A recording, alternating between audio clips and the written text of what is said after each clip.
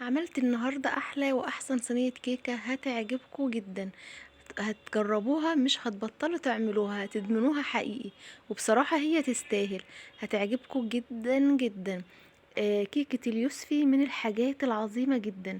يعني أحلى، يعني كمان تتفوق على كيكة البرتقال. اعملوها وجربوها هتعجبكم جدا.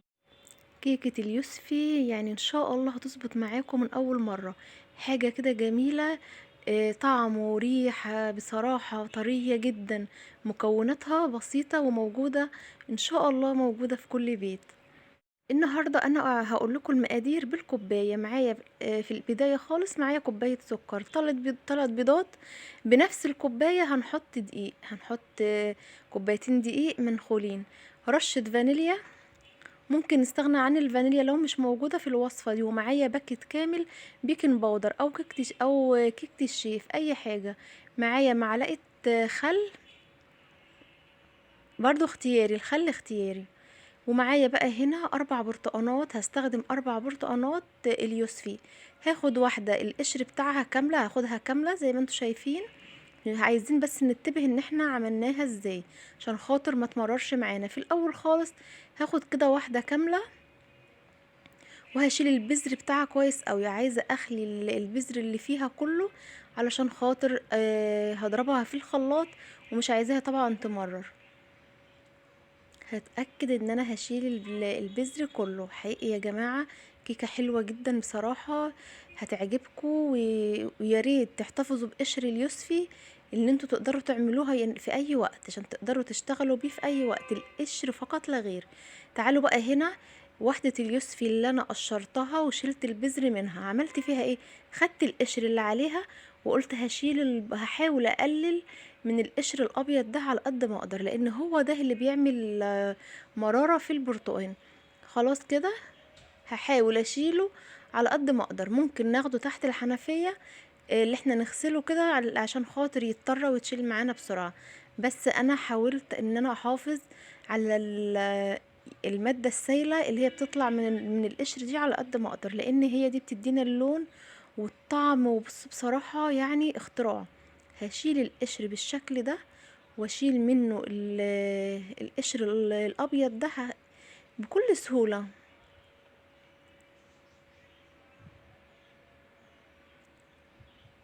هحاول اخفه كده على قد ما اقدر، وكمان اتاكد ان انا شلت البذر تماما.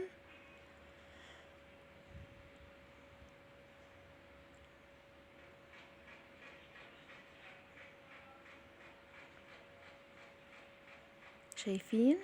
طبعا انا قبل كل ده وقبل التصوير وقبل اي حاجة مسكت البرتقان غسلته كويس قوي. اغسلوه كويس عشان خاطر احنا طبعا هنستخدم القشر بتاعه.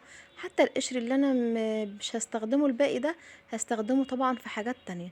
بقيت بقى 3 برتقانات، هاخد البرتقان نفسه فقط لا غير. هشيل القشر، ومش عايزة القشر خالص، انا هستخدم قشر واحدة بس. بس اهم حاجة ركز في موضوع بالسكينة كده واطلع البذر كله بنفس الشكل ده.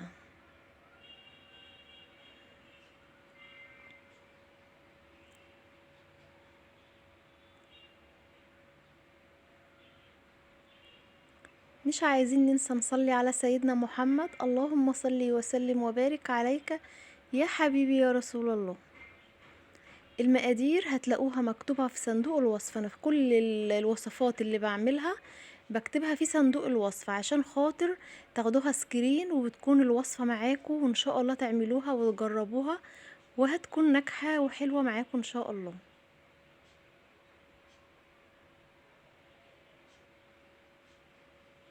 حبيت والله اوريكم يعني كان ممكن اقلل المقطع ده او اجريه بسرعة، بس حبيت اوريكم بالتفصيل علشان خاطر العصير اللي احنا هنعمله ما يمررش معانا، لانه لو مرر هيدي طعم في الكيكة، طعم مرارة في الكيكة. خدته بقى كده، حطيت عليه تقريبا معلقتين مية، مش هنحط عليه مية كتير، او مثلا ربع كوباية مية.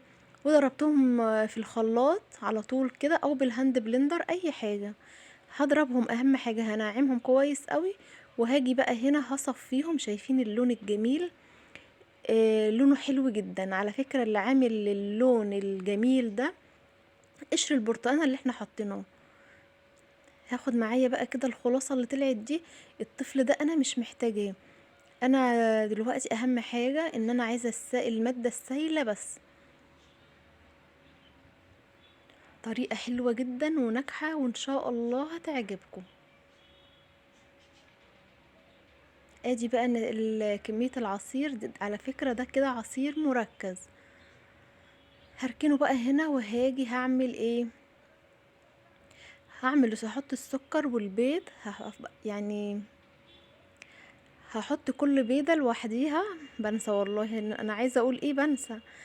هحط كل بيضة لوحدها عشان خاطر اتأكد برضو ان البيض كويس. لا هفضي كل واحدة كده لوحدها. وهنزل بالثلاث بيضات على السكر وحطيت شوية فانيليا. زي ما قلت قبل كده ممكن نستغنى عن الفانيليا. وهبدأ انا ضربت البيض والسكر بالهاند بلندر يعني تخيلوا. يعني والله كانت حلوة وكويسة وكملتها بقى بالمضرب اليدوي. ما رضيتش احطها في الخلاط. انا قلت هجرب بقى كده اعملها. بس الهاند بلندر انا كنت كده كده بعمل بيه العصير. كنت مطلعه لان كمان انا ما عملتش العصير في الخلاط. عملته في الهاند بلندر. بحب اشتغل جدا بالهاند بلندر. حطيت كوباية زيت 3 بيضات رشة فانيليا وكوباية الزيت الصغيرة اللي احنا محضرينها. هضرب السكر والبيض والفانيليا مع بعض الاول. وبعد كده اول ما اتاكد ان هم اتضربوا كويس قوي هنزل بالزيت. وتعالوا بقى هنا بنفس الكوبايه. تخيلوا ان انا سبت المعلقه دي عشان خاطر ادوق طعمها مركز جدا. قلت انا عايزه بقى اشوف طعم البرتقال ده عامل ايه. طعم العصير ده مركز جدا وحلو بجد. انا كنت عاملاه السنه اللي فاتت ومنزله على القناه. وشيلته في الفريزر. بصراحه كده حاجه جميله من الحاجات الحلوه والمفيده كمان. بعد ما عملت السوايل بس حطيت السوايل كلها وضربتها كويس جدا. وجبت بقى وفي الوقت ده ولعت الفرن شغلت عشان خاطر يسخن. وجبت الصينيه بقى كده دهنتها وحطيت لها شويه دقيق. وتمام على كده. اهم حاجه قبل ما احط الدقيق والبيكنج باودر احضر الصينيه اللي انا هشتغل فيها. وهرجع هنا تاني ادي للخليط قلبتين كده ومعلقه خل.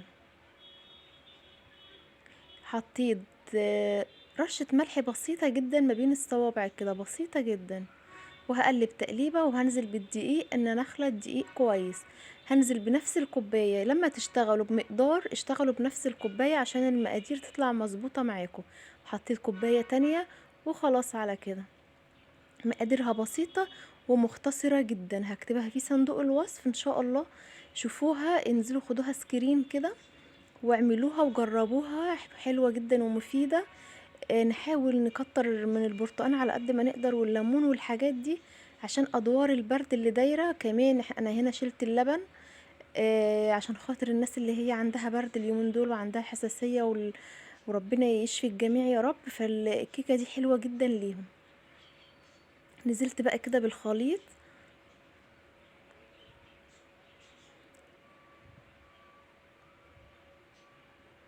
حطيتهم في صينية مقاس 26. او اللي مش فيه صواري مش مكتوب عليها الصينية اللي هي التانية الحجم الوسط في الطقم بتاعنا. هاخد الصينية اللي هي الوسط. هنزل بقى كده بالخليط نزلت بيه. وبحاول اخبطه كده كام خبطة عشان خاطر اطلع الهواء اللي في الكيكة. حطيتها في الفرن على درجة حرارة 200. اول ما اتاكدت ان هي خلاص كده بقت تمام من تحت جيت مولعه الشوايه من فوق. وخلاص على كده ما شغلتش المروحه ولا اي حاجه. ظبطت الفرن على درجه حراره 200 او 180. يعني في افران حلوه فيها 180 بالنسبه للكيكه. وفي افران تانية بتكون 180 دي ضعيفه. وتعالوا نشوف الكيكه بقى جميله جدا والله بجد نفسي تجربوها. اتمنى ان كلكم تجربوها وان شاء الله هتعجبكم. طالعه حلوه سواها حلو ريحتها حلوه. طعمها حلو. جربوها مفيده جدا لاولادكم. عاوزين كده نغذيهم الفتره دي اللي هي قبل الامتحانات. الله المستعان. ان شاء الله ربنا ينجحهم جميعا ويا رب ويعنا عليهم على قد ما نقدر. وربنا يصلح حالنا وحالهم. ويهديهم ان شاء الله. جربوا الكيكة ان شاء الله هتعجبكم. تعالوا بقى نشوف الكيكة. انا سبتها تقريبا بعد ما طفيت الفرن سبتها تقريبا 10 دقايق او ربع ساعة. امتصت السخونة وهديت كده، ما طلعتهاش على طول علشان خاطر ما تبردش، وكمان عشان خاطر ما اقطعهاش على طول، لان هي طول ما هي قدامي انا عارفة ان انا هقطعها على طول. سبتها بقى كده في الفرن 10 دقايق او ربع ساعة، وطلعتها